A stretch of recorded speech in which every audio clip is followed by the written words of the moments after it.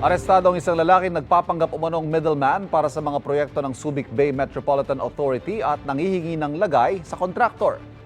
Nagsasagawa na ng sariling investigasyon ang SBMA at may unang balita si John Consulta.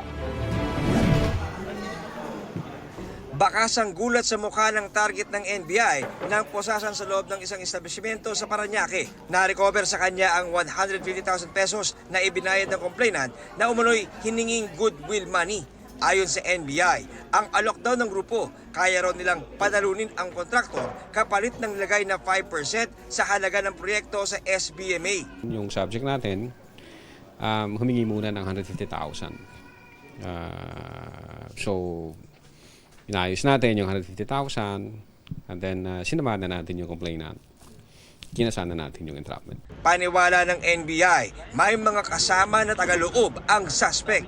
Narinig mismo namin kung sino kausap niya, at nakita namin kung sino ka-transaction niya.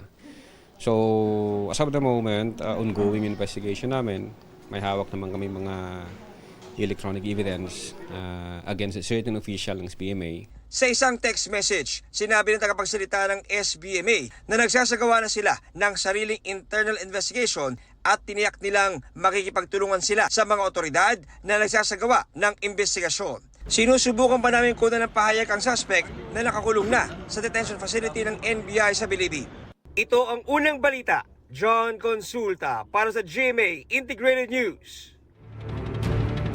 Kapuso, para laging una ka sa mga balita, bisitahin at mag-subscribe sa GMA Integrated News sa YouTube. Sa mga kapuso abroad, samahan nyo kami sa GMA Pinoy TV at sa www.gmanews.tv.